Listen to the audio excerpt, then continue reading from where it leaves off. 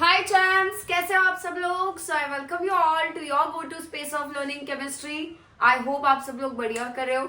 इससे पहले 2 वीडियोस अभी तक तो मैंने डाले हैं चैनल पे, आप देख सकते हो। और वो 2 वीडियोस जो है वो basic principles of organic chemistry से रिलेटेड है, जिसमें हम सारे के सारे ऑर्गेनिक केमिस्ट्री को समझने के लिए जो बेसिक्स की रिक्वायरमेंट होती है वो बेसिक्स के बारे में हम उसमें डील करेंगे। ठीक है, अब मैंने इस वीडियो के साथ मैं एक चीज अनाउंस कर रही हूँ, और अनाउंसमेंट ये है कि हम एक रोज एक्सपेक्ट करना 30 मिनट्स का 35 मिनट्स का एक वीडियो अपलोड होगा। और उस वीडियो में हम ऑर्गेनिक के जितने भी चैप्टर्स है, जितने भी टॉपिक्स हैं हमारे 12th स्टैंडर्ड के, उन टॉपिक्स के हम MCQ सॉल्व करने वाले। पॉइंट ऑफ व्यू क्या होगा, CET ओरिएंटेड रहेंगे वो, MHT CET ओरिएंटेड। अब मेरा टारगेट है कि हम हर चैप्टर के लिए 200 प्लस MCQs का ऐसा एक टारगेट रखते हैं। मेरा भी है वो टारगेट और आप लोगों का भी है। मेरा टारगेट है वो रिकॉर्ड करना। बट एक चीज है, ये MCQs का वीडियो जो होगा, 200 प्लस MCQs का जो टारगेट रहेगा वो 200 प्लस कितना भी हो, मिनिमम जो बार हमने सेट किया that is 200 MCQs for every topic of organic. ठीक है, so that you guys will have like multiple questions to solve. और क्वेश्चन सॉल्व करते वक्त again I will be treating कि you don't have any knowledge, zero knowledge से लेके हम scratch से उसको पढ़ेंगे। पूरा एक्सप्लेनेशन में दूंगी जितना मैक्सिमम आपको उस क्वेश्चन को सॉल्व करने के लिए रिक्वायर्ड है। सो एक बस अपने आप से एक प्रॉमिस कर लो कि रोज का ये जो वीडियो है ये आपको मिस नहीं करना है, क्योंकि अगर ये वीडियो मिस होगा तो क्वेश्चंस पाइल अप होते जाएंगे, और क्वेश्चंस पाइल अप होंगे तो again it will be a burden for you. और इसीलिए मैंने प्लानिंग इस तरीके से किया है कि एक वीडियो 30-35 मिनट्स का, शायद से आप वो तो एक दिन में कंप्लीट कर सकते हो, और अपने बाकी सारे सब्जेक्ट्स देख लो या कॉलेज और क्लासेस जो कुछ भी है, सारा स्केड्यूल मैनेज करते वक्त इतना तो आपके लिए पॉसिबल होना चाहिए। अगर ऑर्गेनिक में एक्सेल करना है तो पहली चीज बेसिक्स क्लियर होनी चाहिए, जिसके लिए मैं आपके कॉन्सेप्चुअल वीडियोस तो ऑलरेडी उस पर वर्क कर रही हूँ, वो भी आपको जल्दी एक बार बेसिक का जो चैप्टर है वो हो जाए, उसके बाद हम लोग धीरे धीरे हैलोजन डेरिवेटिव्स और वो सब भी रिकॉर्डिंग स्टार्ट करेंगे, और वो आपको अपलोड भी हो जाएंगे, चैनल पे मिल जाएंगे। बट ये क्वेश्चंस का जो सीरीज है, ये सीरीज भी आपको बहुत ज्यादा हेल्पफुल रहेगा, बट उसको ऑनेस्टली डेडिकेशन से 100% फोकस के साथ करना। ठीक है, सो इसी नोट पे आज हम स्टार्ट करने जा रहे हैं आपके 12th स्टैंडर्ड का फर्स्ट ऑर्गेनिक का टॉपिक जो है हैलोजन डेरिवेटिव्स। इसके क्वेश्चंस की सीरीज को हम स्टार्ट करते हैं। उसमें फर्स्ट क्वेश्चन देखो क्या है, what is the oxidation number of carbon in CH3Cl। सबसे पहले आपको ऑक्सीडेशन नंबर निकालने के लिए जो रेडॉक्स चैप्टर है आपका क्लास 11 का, उसके रूल्स याद होने चाहिए। यहाँ पे कुछ रूल्स यूज होंगे, वो रूल्स भी साथ साथ क्लैरिफाई करिए, और साथ साथ आप लोग भी अपने आप सॉल्व करते रहो, साइड बाय साइड आप भी सॉल्व करो, और फाइनली अपना आंसर जो है वो क्रॉस वेरीफाई करना। ठीक है, कार्बन कितना है, एक कार्बन कितने बॉन्ड्स बनाता है, अभी तक तो सबको रट चुका होना चाहिए, 4 बॉन्ड्स में से क्या आपको 3 हाइड्रोजन के साथ होंगे, और एक जो है वो क्लोरीन, यहाँ पे हैलोजन है, हैलोजन भी एक ही बॉन्ड बनाता है। तो CH3Cl का स्ट्रक्चर कैसे रहने वाला है वो देखते हैं। CH3 क्या 3 हाइड्रोजन सिंगल बॉन्ड से जुड़े होंगे, और यहाँ पे क्या अटैच्ड होगा आपका, Cl क्लोरीन अटैच्ड होगा।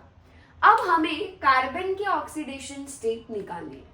क्या कार्बन की ऑक्सीडेशन स्टेट फाइंड करने के लिए आपको हाइड्रोजन और क्लोरीन, इनकी तो ऑक्सीडेशन स्टेट पता होनी चाहिए, तो वो देखते हैं।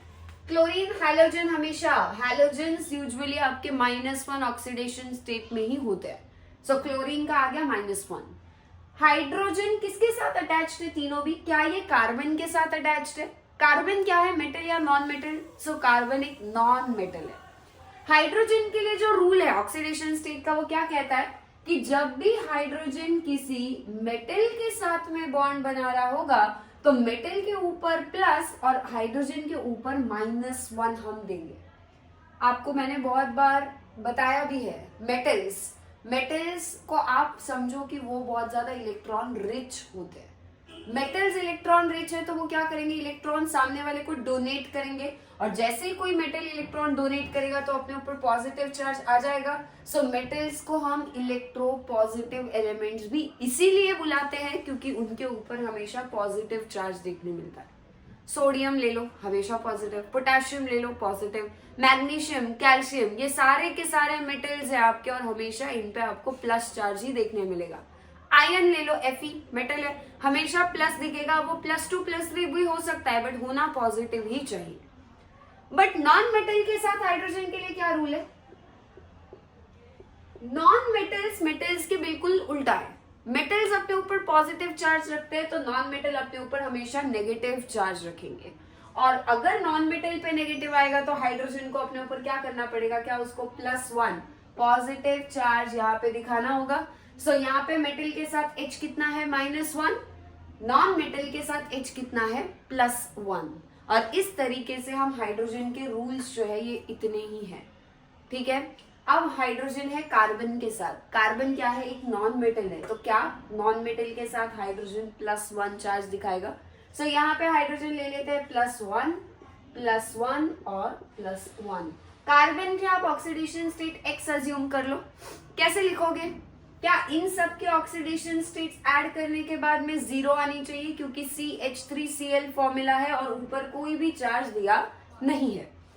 कार्बन की ऑक्सीडेशन स्टेट X +1 2 3, क्या ये 3 ऐड हो जाएंगे हाइड्रोजन के। सो क्या आ जाएगा आपका X +3 और आपका Cl का कितना ऐड होगा यहाँ पे -1 = 0 आना चाहिए। जब आप ये पूरा सॉल्व कर लोगे तो आपको X जो है वो कार्बन की ऑक्सीडेशन स्टेट कितनी मिल जाएगी, 3 -1 2 राइट साइड में आके -2 हो जाएगा और इसीलिए कार्बन की ऑक्सीडेशन स्टेट CH3Cl में होनी चाहिए -2, यानी कौन सा ऑप्शन करेक्ट आ गया, ऑप्शन सी। इस तरीके से आपको ऑक्सीडेशन स्टेट्स, एल्काइल हलाइड है, ये एल्काइल ग्रुप है CH3 और हैलोजन हलाइड यहाँ पे Cl है, तो वो आपको ऐसे क्वेश्चंस में आ सकता है ऑक्सीडेशन स्टेट कार्बन का फाइंड करने के लिए। डन। अब चलते हैं क्वेश्चन नंबर 2 की तरफ। क्वेश्चन 2 ध्यान से पढ़ो, क्या है, which of the following is an aryl halide. Aryl halide का मतलब क्या होता है, अरील ये जो है वर्ड है ये रिलेटेड है एरोमेटिक कंपाउंड से, यानी कि बेंजीन से। जब भी आपके बेंजीन रिंग के ऊपर सिर्फ बेंजीन होगा तो ये आपका एरोमेटिक कंपाउंड है, इसे हम अराइल बोलेंगे। इसके ऊपर जब कोई हैलोजन यानी X यानी हलाइड आके जब कनेक्ट होगा तब जो स्ट्रक्चर बनता है, ऐसे स्ट्रक्चर्स को हम बुलाते हैं अरील हलाइड्स। अरील हलाइड पहचानने के लिए आपको बस एक छोटी सी हिंट यूज करनी है, बेंजीन होना चाहिए, बेंजीन के ही 6 कार्बन में से किसी एक कार्बन का हैलोजन के साथ में बॉन्ड होना चाहिए। पहला स्ट्रक्चर देखना जरा, ऑप्शन ए देखते हैं। बेंजीन है पर बेंजीन के पास में क्या आपको CH2 यानी एक दूसरा कार्बन दिखाई दे रहा है और फिर जो क्लोरीन आगे जुड़ा है क्या वो उससे अगले कार्बन पे जुड़ा है। ये जो क्लोरीन है ये क्लोरीन बेंजीन के कार्बन पे डायरेक्टली अटैच्ड है या बेंजीन से अगला जो CH2 वाला कार्बन है उस पे अटैच्ड है। ऑब्वियसली क्या वो बेंजीन से अगले CH2 वाले कार्बन पे अटैच्ड है और इसी वजह से अब क्या हो जाएगा, यहाँ पे ये अरील हलाइड माना नहीं जाएगा। सो हमारा ऑप्शन ए तो बिल्कुल भी अरील हलाइड में नहीं आएगा। अब आता है ऑप्शन बी, देखो क्या आपको यहाँ पे क्लोरीन डायरेक्टली कार्बन पे अटैच दिखाई दे रहा है, बट क्या ये बेंजीन रिंग है, नहीं। अगर ये बेंजीन रिंग नहीं है तो ये भी एरोमेटिक यानी अरील हलाइड नहीं होगा। ऑप्शन सी चेक करो, ऑप्शन सी में बेंजीन है बट क्या हैलोजन है कहीं पर भी, नहीं हैलोजन नहीं है बल्कि यहाँ पे OH ग्रुप है, ये फिनॉल है, ये भी अरील हलाइड नहीं है। तो ऑब्वियसली आंसर ऑप्शन डी होना चाहिए, बट एक बार देखते हैं कैसे। बेंजीन है और क्या आपको बेंजीन के ही एक कार्बन पे यहाँ से क्लोरीन यानी हैलोजन डायरेक्टली अटैच दिखाई दे रहा है, क्या बेंजीन के कार्बन ने हैलोजन के साथ डायरेक्टली बॉन्ड बनाया है। सो ये आपका कौन सा है, अरील हलाइड है, ऑप्शन डी में। समझ गए। सो इस तरीके से क्वेश्चन नंबर 2 का जो करेक्ट आंसर है वो है ऑप्शन डी। वीडियो को लगता है तो पॉज कर लेना, अच्छे से एक्सप्लेनेशन लिखो, ये क्यों नहीं है, यही क्यों है, अरील हलाइड्स की पहचान कैसे करनी है, ये आपको ध्यान में रखना है और ये अभी के अभी नोट कर लो।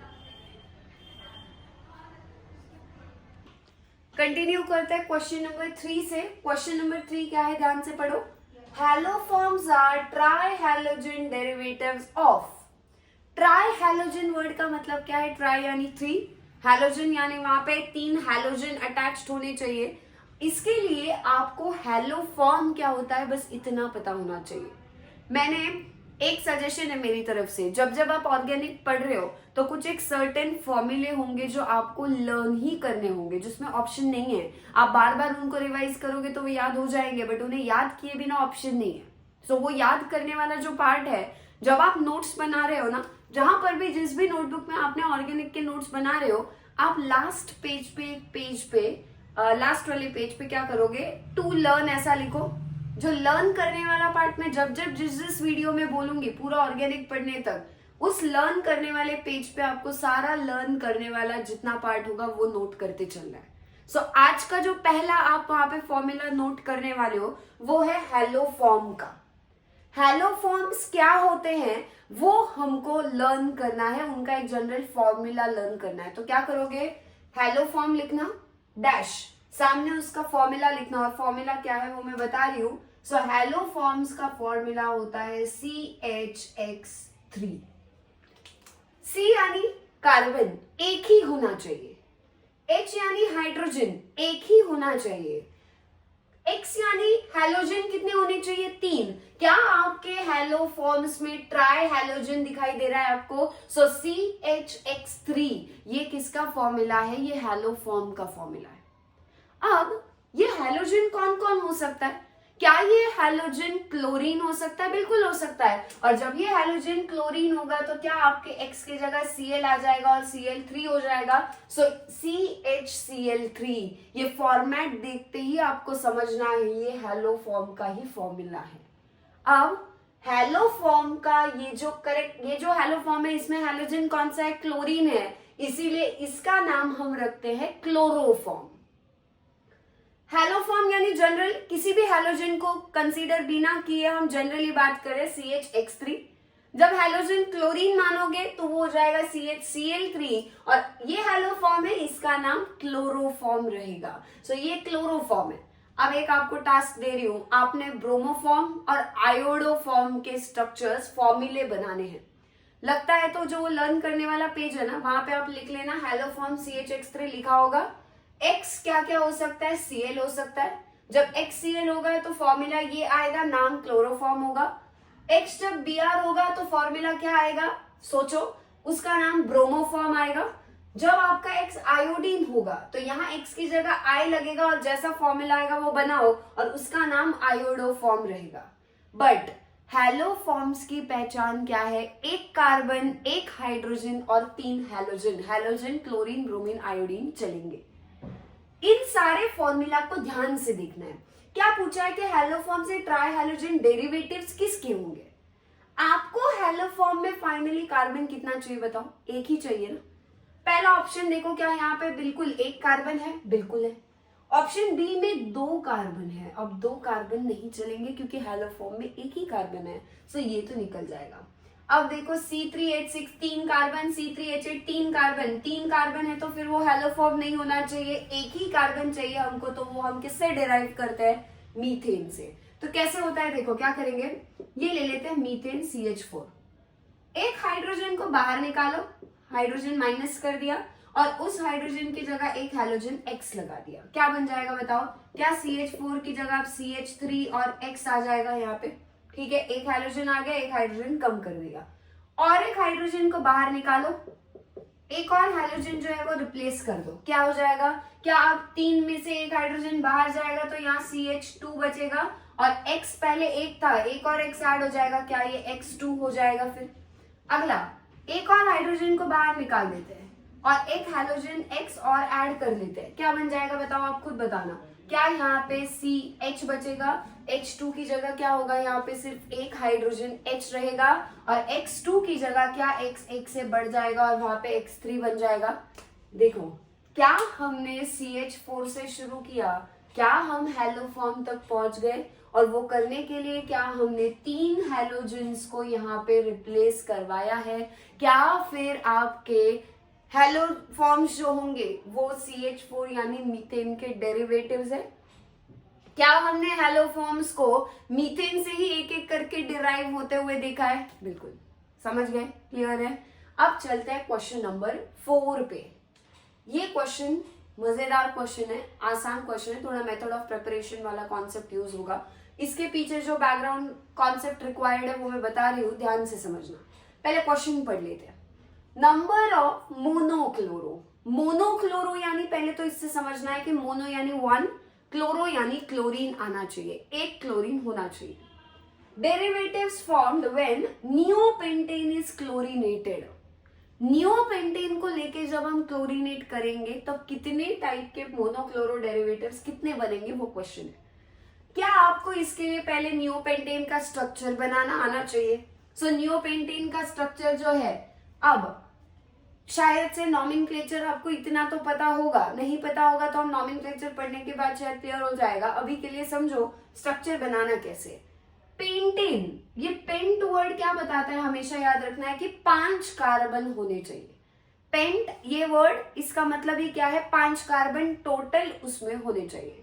ये जो वर्ड नियो है, नियो वर्ड का मतलब होता है कुछ ऐसा स्ट्रक्चर होता है नियो का, 5 कार्बन आपस में जुड़े होंगे, बट 5 कार्बन इस तरीके से जुड़े होंगे, एक लाइन में नहीं होंगे, एक कार्बन दूसरा कार्बन तीसरा कार्बन ऐसे चेन नहीं होगा, एक कार्बन बीच में और उस एक कार्बन पे और 4 कार्बन 4 जगह से कनेक्टेड होंगे सिंगल बॉन्ड से। ये जो लास्ट में ए दिखाई दे रहा है, ए का मतलब क्या है, ये सफिक्स हमें क्या बताता है कि ये एक एल्केन होना चाहिए। एल्केन का मतलब कार्बन कार्बन के सिंगल बॉन्ड्स, कहीं पे भी डबल बॉन्ड नहीं आएगा। सो क्या आपका बेसिक कार्बन का स्केलेटन क्लियर है?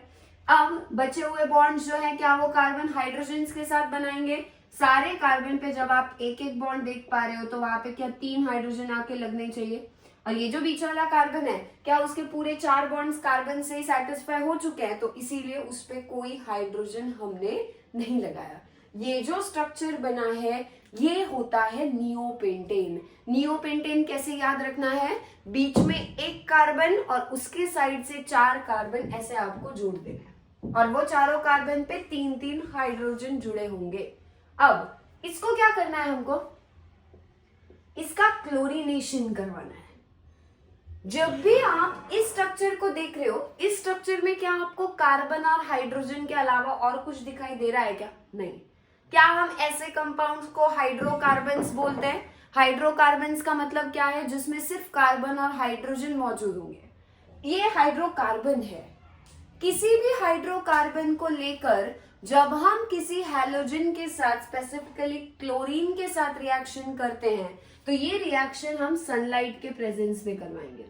ये एक्चुअली एक फ्री रेडिकल मैकेनिज्म होता है, हमें उसमें नहीं जाना है, हमें सिर्फ रिएक्शन कैसे होगी वो समझना है, ठीक है।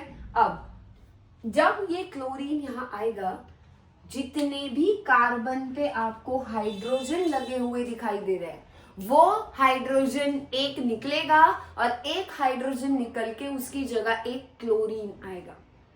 अब आप बोलोगे मैम यहाँ पे तो 3 हाइड्रोजन है, 3 हाइड्रोजन है, तो क्या तीनों हाइड्रोजन नहीं निकल सकते? बिल्कुल निकल सकते हैं, बट 3 हाइड्रोजन निकलेंगे तो वो ट्राइक्लोरो डेरिवेटिव हो जाएगा, 2 निकलेंगे तो डाइक्लोरो डेरिवेटिव होगा, पर हमें सिर्फ मोनोक्लोरो डेरिवेटिव चाहिए, यानी हमें सिर्फ एक ही क्लोरीन को लेकर आना है, और एक क्लोरीन आने के लिए क्या एक ही हाइड्रोजन निकालना काफी है? तो एक काम करते हैं, कहां से हाइड्रोजन निकल सकते हैं बताना। यहां से निकाल लेते हैं एक हाइड्रोजन, उसकी जगह एक क्लोरीन लेकर आते हैं, क्या बनेगा स्ट्रक्चर बताओ? क्या कार्बन के ऊपर CH3 की जगह आप 2 हाइड्रोजन बचे होंगे और एक Cl आके लग जाएगा, बट बाकी जो CH3 है उनको एज इट इज रख लेते हैं, ठीक है। क्या किया हमने, बाकी तीनों CH3 को एज इट इज रखा। अब इस CH3 की जगह जब हमने अभी फिलहाल जो डेरिवेटिव बनाया है, इस डेरिवेटिव को बनाने के लिए क्या हमने पहला हाइड्रोजन इस वाले CH3 से निकाला और यहाँ पे CH2Cl बन गया। क्लोरीनेशन मतलब क्या है, क्लोरीन को ऐड करना है, और क्लोरीन जब आएगा तो एक हाइड्रोजन को निकाल के उसकी जगह आके क्लोरीन ले लेगा, ये होता है क्लोरीनेशन। किसका कर रहे हैं क्लोरीनेशन? हम हाइड्रोकार्बन्स का करेंगे। अब क्या यहां से भी हाइड्रोजन निकल सकता है? बिल्कुल। अब देखो क्या ये आपके पूरे स्ट्रक्चर में एक ही क्लोरीन दिख रहा है? बिल्कुल दिख रहा है। और एक क्लोरीन दिख रहा है तो क्या इसे हम मोनोक्लोरो डेरिवेटिव बुला सकते हैं? बिल्कुल, मोनोक्लोरो प्रोडक्ट एक बन गया। अब आप बोलोगे मैम यहाँ से भी तो क्लोरीन निकल सकता है ना। अगर आपने मान लो यहाँ से भी क्लोरीन, यहाँ पे भी क्लोरीन लगाया और यहाँ पे भी क्लोरीन लगा दिया, दोनों जगह क्लोरीन एक साथ लग जाएगा तो वो डाइक्लोरो बन जाएगा। 3 जगह एक साथ क्लोरीन लगा दोगे तो मान लो ये तीनों का H निकाला और Cl लगाया, ट्राइक्लोरो बनेगा। चारों का निकाल लिया तो वो टेट्राक्लोरो हो जाएगा। बट हमको मोनोक्लोरो ही चाहिए। मतलब क्या एक टाइम पे एक ही हाइड्रोजन को निकालना सही रहेगा और एक ही क्लोरीन लगाना? ठीक है। जैसे इस CH3 का क्या, इस CH3 से भी हम एक H निकाल सकते हैं और एक Cl लगा सकते हैं। क्या हो जाएगा बताओ? मैं यहाँ पे लिख रही हूँ प्रोडक्ट, क्या होगा? बाकी सारे अब वैसे ही रहेंगे CH3, बट जो लेफ्ट साइड का हमारा CH3 है उसके अंदर हम एक हाइड्रोजन को निकालते हैं, CH2 बचेगा और Cl आके लग जाएगा। इस वाले को रिप्लेस कर लिया, इसको भी कर लिया। क्या ऐसे इसका और इसका भी हो सकता है? बट आप सभी कार्बन जो है यहाँ पे CH3 CH3 CH3 CH3 check कर लो, क्या आपको सारे के सारे सेम दिख रहे हैं? क्या ये CH3 भी इसी कार्बन से जुड़ा है, ये भी इसी कार्बन से, ये भी इसी कार्बन से, ये भी इसी कार्बन से? क्या सारे CH3 ग्रुप सेम है यहाँ पे? और अगर सारे CH3 सेम है, क्या आपको ये वाला जब H निकाला और Cl लगाया तो जो प्रोडक्ट मिला, क्या वो और ये प्रोडक्ट बिल्कुल सेम है? बिल्कुल सेम है। प्रोडक्ट अगर आप चाहे कोई भी तीन चारों में से किसी भी H को निकालो, इधर से निकालो, इधर से, इधर से, इधर से, क्या एक हाइड्रोजन निकल के जब एक क्लोरीन लगेगा तो चारों में से कहीं से भी जाए प्रोडक्ट तो एक ही बनने वाला है ना, सेम ही बनने वाला है। कोई और दूसरी पॉसिबिलिटी है क्या? नहीं है। और इसीलिए नंबर ऑफ मोनोक्लोरो डेरिवेटिव्स कितने होंगे बताओ जरा? क्या यहाँ पे एक ही मोनोक्लोरो डेरिवेटिव बनेगा? समझ गए? सो मोनोक्लोरो डेरिवेटिव ढूंढने के लिए आपको क्या करना होगा? सबसे पहले पूरा स्ट्रक्चर ध्यान से देखो। स्ट्रक्चर देखने के बाद कितने तरह के हाइड्रोजन वहां पे है वो ढूंढो। यहाँ पे ये जो सारे हाइड्रोजन थे ये सारे के सारे सेम थे, तो प्रोडक्ट आप कोई सा भी हाइड्रोजन निकालोगे तो भी प्रोडक्ट आपको एग्जैक्टली सेम ही मिलने वाला है। एक काम करते हैं, एक एग्जाम्पल प्रैक्टिस के लिए ले लेते हैं। अगर मान लो ये वाला जो है ये समझ आया होगा तो अगले वाला जो है वो ट्राई करने में आपको दिक्कत आनी नहीं चाहिए। अब एक काम करते हैं, ये मैंने हटा दिया यहाँ से, एक क्वेश्चन ऐसे ही रैंडम ले लेते हैं। ठीक है, अब आपको प्रेडिक्ट करना है कि कितने टाइप के मोनोक्लोरो डेरिवेटिव्स बन सकते हैं। CH3 CH2 CH3, ठीक है, इसको आपको क्लोरीनेट करवाना है। क्या ये हाइड्रोकार्बन है जिसको हम क्लोरीनेट करवाएंगे? फिर से मोनोक्लोरो डेरिवेटिव बनाना है, मतलब एक क्लोरीन लाना है, एक हाइड्रोजन बाहर जाएगा। इस पूरे स्ट्रक्चर को पहले देख के कितने तरह के हाइड्रोजन दिख रहे हैं वो चेक करो। क्या यहाँ पे पहला एक टाइप का हाइड्रोजन है? ठीक, इसके साथ मिलता जुलता सेम ऐसा ही कहीं पे होगा क्या? क्या ये भी CH3 और ये CH3 दोनों बिल्कुल सेम है? ये वाला कॉर्नर वाले टर्मिनल वाले, क्यों? क्योंकि ये भी CH2 से जुड़ा है, ये भी CH2 से जुड़ा है, ये भी 3H है, ये भी 3H है। क्या ये दोनों सेम हो गए? बट बीच वाला देखो, क्या ये आपका CH3 नहीं, ये तो CH2 है। क्या ये इन दोनों से अलग है? अगर हम यहाँ का हाइड्रोजन निकाल के क्लोरीन लगाएंगे तो प्रोडक्ट कुछ और बनना चाहिए, बट इन दोनों में से आप कहीं से भी निकालो प्रोडक्ट एक ही बनना चाहिए। लिख लेते हैं, क्या करते हैं, ये वाला हाइड्रोजन निकालते हैं, क्लोरीन लगाते हैं, क्या फॉर्म होगा? CH3 की जगह CH2 आ जाएगा और एक Cl आके लग जाएगा, बाकी CH2 CH3 as it is. ये मैंने A को हटाया और A बनाया, ठीक है। A वाला हाइड्रोजन रिप्लेस करके A बन गया। अब B वाला करते हैं, CH3 वही रहेगा। अब हम हाइड्रोजन ये वाला निकालने वाले मिडिल कार्बन से। क्या यहाँ पे CH2 की जगह एक CH बचेगा और यहाँ पे Cl आके लग जाएगा और बाकी बचा हुआ CH3 जो है वो एज इट इज। ये बन गया आपका B, ये था A। अब करते हैं C को रिप्लेस। कार्बन नंबर C जो है जिसको हमने C लेबल किया है उसका एक H निकाला और एक Cl लगाओ, क्या हो जाएगा यहाँ पे CH3 CH2 CH2 और यहाँ पे आके लग जाएगा Cl। क्या ये आपका C वाला प्रोडक्ट बन गया जब आपने C में से हाइड्रोजन को क्लोरीन से रिप्लेस किया? क्या A और C बराबर है? बिल्कुल सही है। क्या किया, बस क्या इस स्ट्रक्चर को उठा के आप ऐसे घुमा दोगे, ऐसे फ्लिप कर दोगे तो क्या आपको यही मिलेगा?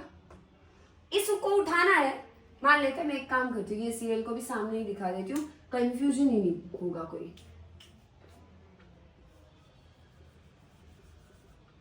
क्या है यहाँ पे CH2 और फिर यहाँ पे क्या लगा है Cl। ये बना C से, ये बना A से, ठीक। इसको, ये जो प्रोडक्ट है इसकी चेन को उठाओ, ऐसे ये चेन है मान लो, इसको उठा के ऐसे घुमा दो, बस ऐसे फ्लिप कर दो 180 डिग्री से, क्या हो जाएगा? क्या ये CH2Cl इस तरफ और फिर CH2 और ये CH3 राइट साइड में आ जाएगा? क्या वो बिल्कुल प्रोडक्ट एक ही जैसा है? सिर्फ फ्लिप करने से आपका जो स्ट्रक्चर है वो पूरा सेम आ गया, तो ये सेम हुई। फिर समझ गए? अब कोई सोचेगा यार यहाँ तो लेफ्ट में है Cl, यहाँ तो राइट में है, यहाँ इस पे लगा है लेफ्ट में, यहाँ राइट में लगा है, ये तो अलग प्रोडक्ट्स होंगे। बिल्कुल नहीं, ये प्रोडक्ट्स बिल्कुल सेम होंगे। प्रोडक्ट्स अलग होने के लिए स्ट्रक्चर फ्लिप करके देखना है। अगर फ्लिप करने से स्ट्रक्चर सेम नहीं मिला तो मतलब वो अलग अलग प्रोडक्ट्स है। फ्लिप करने से सेम ही स्ट्रक्चर मिल गया तो समझ लेना कि वो प्रोडक्ट सेम है। इनफैक्ट और एक ऑप्शन होता है, क्या? इसका IUPAC करके देखना, इसका IUPAC करके देखना, इसका IUPAC करके देखना, इन दोनों का IUPAC जो है वो बिल्कुल सेम आएगा, इनका अलग आएगा। तो ये दोनों का नाम अगर सेम आया IUPAC में तो मतलब प्रोडक्ट सेम ही है वो, और ये बस अलग होगा। तो यानी यहाँ से कितने तरह के प्रोडक्ट्स बनेंगे? 2। ये जो टर्मिनल वाले A है और राइट साइड का भी जो CH3 है, ये दोनों A और A सेम होंगे और आपको A प्रोडक्ट मिलेगा और दूसरा B प्रोडक्ट मिलेगा, यानी total number of products chlorine आने के बाद बन जाएंगे 2। और इस तरीके से हम मोनोक्लोरो डेरिवेटिव्स को हैलोजनेशन के बाद फाइंड कर सकते हैं। जल्दी से इतना पार्ट नोट कर लो, फिर हम आगे क्वेश्चन सॉल्व करेंगे एक। हो गए होंगे आपके पहले 4 क्वेश्चन सॉल्व और नोट भी कर लिए होंगे अच्छे से। उससे रिलेटेड जितना भी कॉन्सेप्चुअल चीज था शायद वो भी आपने लिख लिया होगा। आप बढ़ गए अपने क्वेश्चन नंबर 5 की तरफ। The number of isomeric halopropanes. Halopropane यानी एक हैलोजन को लेकर आना है और प्रोपेन में लेकर आना है, इसीलिए उसे हेलोप्रोपेन बुलाया है। Is produced when propane is halogenated is. Propane को लेकर जब हम उसके ऊपर हैलोजन लगवाएंगे, उसका हैलोजनेशन करवाएंगे, तब कितने तरह के हैलोप्रोपेन्स बनेंगे, यही क्वेश्चन का मतलब है। क्या आपको यहाँ पे मोनोहैलोजन, डायहैलोजन, ट्राइहैलोजन ऐसा कुछ बोला है? नहीं। यूजुअली हम लोग सिर्फ मोनोहैलोजनेशन के अकॉर्डिंग ही फिर सॉल्व करेंगे। तो आपको एक ही हैलोजन को लेकर आना है, और जब एक हैलोजन को हम किसी हाइड्रोकार्बन में लेकर आना चाहते हैं तो क्या एक हाइड्रोजन को पहले बाहर निकालेंगे, किसी भी कार्बन में से एक हाइड्रोजन बाहर जाएगा, एक हैलोजन अंदर आएगा, तब मोनोहैलो डेरिवेटिव वहां पे आपके हाइड्रोकार्बन का फॉर्म होगा। किसके लिए करना है? प्रोपेन के लिए। इसी क्वेश्चन में और एक कॉन्सेप्ट भी क्लियर कर लेंगे। कार्बन की जो डिग्री होती है 1 डिग्री, 2 डिग्री, 3 डिग्री, वो भी डिस्कस करते हैं। सबसे पहले क्या आपको प्रोपेन का स्ट्रक्चर पता होना चाहिए, और अगर सिर्फ प्रोपेन लिखा है तो मतलब आपको वो N प्रोपेन लेना है। और प्रोपेन का मतलब जब भी प्रोप वर्ड होता है, प्रोप वर्ड कब यूज करते हैं हम? जब 3 कार्बन किसी स्ट्रक्चर में होंगे तब प्रोप वर्ड लगता है। तो प्रोप का मतलब ही क्या है? 3 कार्बन, और तीनों के तीनों कार्बन एक स्ट्रेट चेन में कनेक्टेड होंगे इसी तरीके से। क्या अभी अभी हमने इसको ऑलरेडी डिस्कशन कर लिया था, बट फिर से ये क्वेश्चन में आ गया, बट यहाँ पे एक अलग तरीके से उसको अप्रोच कैसे करना है वो समझते हैं। ठीक है, अब ये जो कार्बन है दोनों ये सेम है, ये CH3 ये CH3 सेम है बिल्कुल, क्योंकि दोनों ये भी इससे कनेक्टेड है, ये भी इससे कनेक्टेड है। 3H 3H, एक C। बट ये जो बीच में ग्रुप है ये अलग है। एक कार्बन तो है पर 3 हाइड्रोजन नहीं है, यहाँ पे 2 हाइड्रोजन है। इसकी डिग्री निकालनी है हमको। कार्बन की डिग्री निकालते वक्त आपको क्या चेक करना है? जिस कार्बन की आप डिग्री निकालना चाहते हो, अगर वो कार्बन सिर्फ आगे एक ही कार्बन से जुड़ा होता है तो ऐसे कार्बन की हम डिग्री 1 बोलेंगे। तो ये 1 डिग्री कार्बन है या फिर प्राइमरी कार्बन होगा। अगर कोई कार्बन आगे 2 कार्बन से जुड़ा होगा, क्या ये बीच वाला कार्बन आपको 2 कार्बन से कनेक्टेड दिख रहा है, तो ये क्या होगा आपका 2 डिग्री कार्बन या फिर सेकेंडरी कार्बन। अगर कोई कार्बन 3 कार्बन के साथ एक साथ जुड़ा हुआ होता है तो ऐसे कार्बन को हम 3 डिग्री कार्बन बोलेंगे। वही अगर कार्बन एक साथ 4 कार्बन को जुड़ा होगा, मान लो, जो कि अभी अभी हमने थोड़ी देर पहले नियोपेंटेन में भी देखा था, क्या ये वाला कार्बन 4 कार्बन से जुड़ा है तो इसे हम क्वाटरनरी कार्बन मान सकते हैं। कितने तरह के कार्बन है? 1 डिग्री, 2 डिग्री, ये 3 डिग्री और ये क्वाटरनरी। अगर मैं आपको इसकी डिग्री पूछूं, क्या बोलोगे? क्या ये भी एक ही कार्बन से जुड़ा है तो क्या ये भी 1 डिग्री होगा?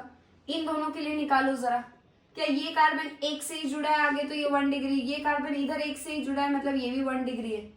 ये तीनों कार्बन देखो, फिलहाल हमने और कोई बॉन्ड दिखाया नहीं है। इस कंडीशन में क्या ये कार्बन सिर्फ एक ही कार्बन इससे जुड़ा है 1 डिग्री, ये भी एक से जुड़ा है 1 डिग्री, ये भी एक ही से जुड़ा है 1 डिग्री। ये कार्बन आगे इससे जुड़ा था 1 डिग्री होगा क्योंकि एक ही कार्बन है। ये सारे के सारे जो है ये एक ही कार्बन से जुड़े इसलिए सभी 1 डिग्री है। अगर मैं आपको प्रोपेन के स्ट्रक्चर में पूछ लूं सारे कार्बन के टाइप बताने हैं, क्या ये लेफ्ट वाला जो कार्बन है ये एक ही इस कार्बन से जुड़ा है बस, तो ये 1 डिग्री हुआ। ये वाले कार्बन को देखो, क्या ये भी इस तरफ एक ही कार्बन से जुड़ा है, सो क्या ये भी 1 डिग्री होगा। बट ये जो मिडिल कार्बन है क्या ये 2 कार्बन से जुड़ा है, सो क्या हम इसे 2 डिग्री या सेकेंडरी कार्बन बोलेंगे। सो हमारे प्रोपेन के स्ट्रक्चर में क्या आपको एक 2 1 डिग्री वाले और एक आपको 2 डिग्री वाला दिखाई दे रहा है। अब इन दोनों में से हाइड्रोजन निकालो, हैलोजन लगाओ, क्या बनेगा। इसमें से निकला तो भी सेम होगा, इधर से निकला तो भी सेम होगा। क्या बनेगा देखो, CH3 की जगह क्या CH2 होगा और फिर X लग जाएगा आके, क्योंकि एक H निकाला CH2, एक हैलोजन X आके लग गया। क्या बाकी पार्ट CH2 CH3 सेम रहेगा। फिलहाल आपने लेफ्ट वाले CH3 से किया है रिप्लेस, अब राइट वाले से करोगे तो भी क्या आपको इस तरफ X मिलेगा, बट वो फ्लिप करके सेम होगा। बना के भी देख लेना, इन दोनों से आपको बिल्कुल सेम हैलोजन डेरिवेटिव बनेगा। इस वाले से करेंगे सेकेंडरी से तो क्या बनेगा CH3, अब CH2 की जगह क्या एक ही H बचेगा और क्या इसी पे आपका हैलोजन X आके लग जाएगा और इस तरफ जो CH3 था वो एज इट इज होगा। क्या ये और ये सेम है, बिल्कुल नहीं है। यहाँ एक CH2 पे जुड़ा है, यहाँ एक CH पे जुड़ा है, देखते ही क्लियर दिखाई दे रहा है कि दोनों स्ट्रक्चर बिल्कुल भी सेम नहीं है। अब आपका इस मॉलिक्यूल का फंक्शनल ग्रुप कौन सा है। ऐसे मॉलिक्यूल्स जिनमें सिर्फ हैलोजन कार्बन के साथ बॉन्ड बनाता है तो आपका ये हैलोजन जो है यही फंक्शनल ग्रुप बन जाता है। ऐसे कंपाउंड्स को हम हैलोजन डेरिवेटिव्स बुलाते हैं। हैलोजन डेरिवेटिव्स किससे बने देखो, क्या आपने एक हाइड्रोकार्बन को लिया, हाइड्रोजन निकाल के हैलोजन लगाया और क्या आपका कार्बन और हैलोजन का बॉन्ड बन गया, जो कि पहले नहीं था। कार्बन और हैलोजन का बॉन्ड ये इस स्ट्रक्चर्स के फंक्शनल ग्रुप का काम करेंगे। सो ये दोनों स्ट्रक्चर जो है इनमें हमारा फंक्शनल ग्रुप कौन है, ये X हैलोजन है, ठीक है।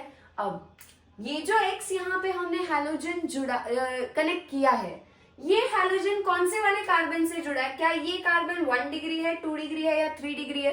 क्या ये वाला कार्बन 1 डिग्री है जिसपे हैलोजन अटैच्ड है, बिल्कुल है। क्या इस तरफ जो हैलोजन अटैच्ड है वो जिस कार्बन पे जुड़ा है, क्या ये आपका 2 डिग्री कार्बन है। एक तरफ हैलोजन अटैच्ड है 1 डिग्री कार्बन पे, एक तरफ हैलोजन अटैच्ड है 2 डिग्री कार्बन पे। तो इसीलिए जब आपका हैलोजन 1 डिग्री कार्बन पे जुड़ा होगा तो ऐसे एल्काइल हैलाइड्स को हम बुलाते हैं प्राइमरी एल्काइल हैलाइड्स, और एल्काइल हैलाइड्स को हम R सिंगल बॉन्ड X से दिखाते हैं। ये जो इतना पार्ट आपका होगा कार्बन और हाइड्रोजन वाला जो चेन होगा, इस पार्ट को हम R मान लेंगे पूरा, और ये जो X है वो आके जुड़ गया। X जिस कार्बन पे जुड़ा था वो था 1 डिग्री, इसीलिए जो RX बना है हमारा वो भी प्राइमरी, या फिर इसको हम 1 डिग्री RX बुला सकते हैं। इसका नाम बताओ, आप सोचो क्या होगा।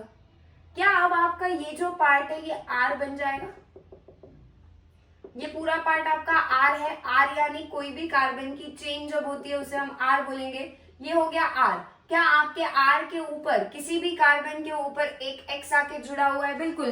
क्या ये भी फिर RX यानी एल्काइल हैलाइड है। किस टाइप का एल्काइल हैलाइड होगा ये।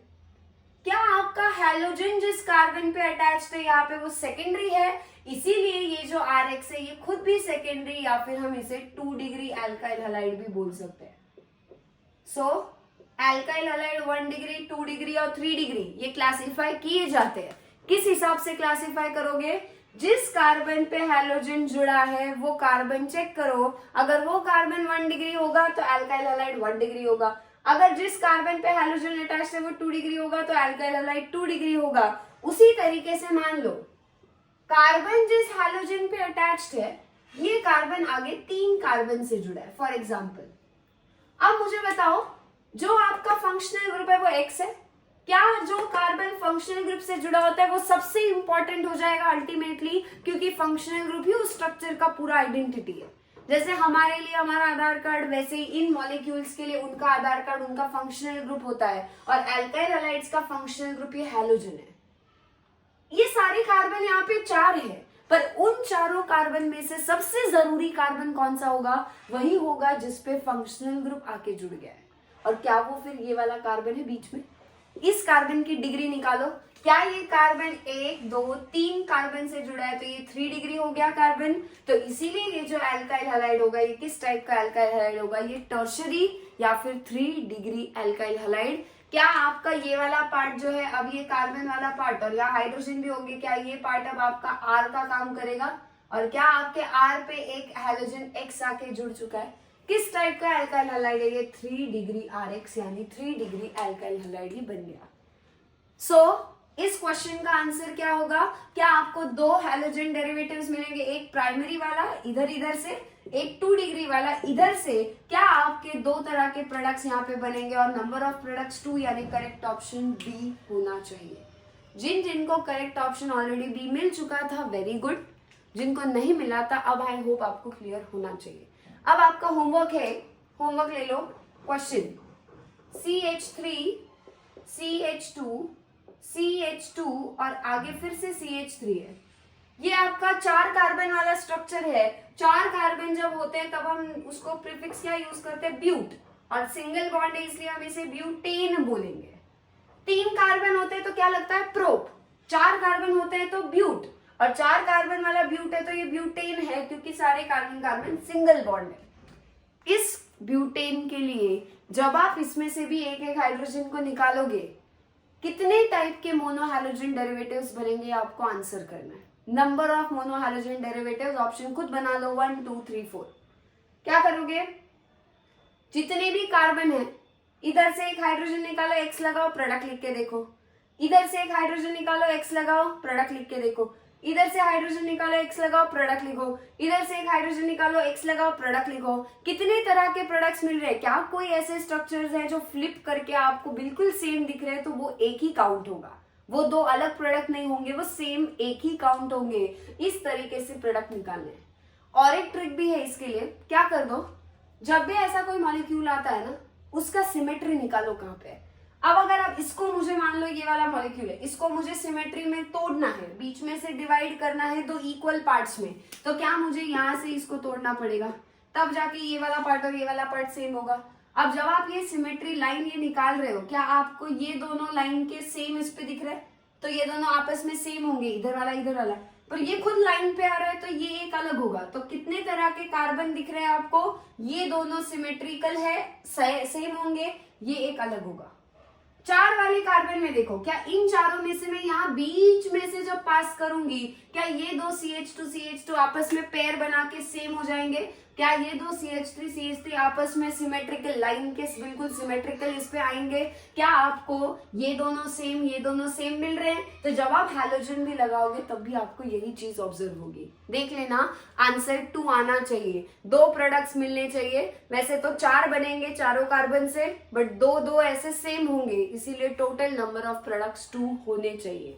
आंसर निकाले बिना जाना मत, ये फाइनल करके ही निकलना है यहाँ से, समझ गए? ये कंप्लीट करके जाना है। डन। सो आज हमने कितने क्वेश्चन सॉल्व किए? 5। ऐसे ही होगा, अगर क्वेश्चन के साथ साथ कॉन्सेप्ट भी करना है तो फिर कॉन्सेप्चुअल पढ़ते पढ़ते थोड़ा वक्त लगेगा। वैसे तो 5 क्वेश्चन 5 मिनट की बात है, सीधा आंसर निकालना हो तो हो सकता है, बट हमने इतना बड़ा वीडियो देख रहे हैं हम, तो उसके लिए स्पीड बढ़ा के भी देख सकते हो। अगर किसी को कुछ आता है, ऑलरेडी पता है, तो भी क्वेश्चन कोई भी स्किप मत करना, बट स्पीड बढ़ा के जरूर चेक करना, ठीक है? हर क्वेश्चन एक बार तो विजिट होना चाहिए। क्वेश्चन आगे करके आप खुद भी सॉल्व करो, बस आंसर वेरीफाई कर लो, आगे जा सकते हो, ऐसा कोई रेस्ट्रिक्शन नहीं है।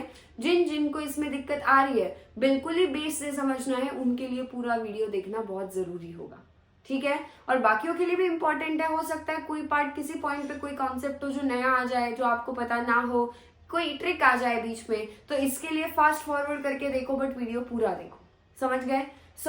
इसी नोट पे आज हम ये वीडियो यहीं पे स्टॉप करते हैं। अगला जो वीडियो आएगा उसमें हम सेम हैलोजन डेरिवेटिव्स के क्वेश्चन नंबर 6 से शुरुआत करेंगे, और इसी तरीके से हमें कहां तक पहुंचना है?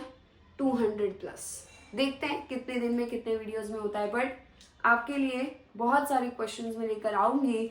ऐसे ही क्वेश्चन सॉल्व करते रहो। और भी कोई क्वेरीज हो तो feel free to post, comment कर सकते हो, पूछ सकते हो। We are open for discussions. ठीक है, क्लियर है? कोई भी डाउट्स हो वो भी पोस्ट कर दो। अब मिलते हैं जल्दी हमारी नेक्स्ट वीडियो में। तब तक के लिए सब लोग पढ़ते रहो, अच्छे से मन लगा के क्वेश्चन सॉल्व करते रहो। तब तक के लिए सबको हैप्पी लर्निंग।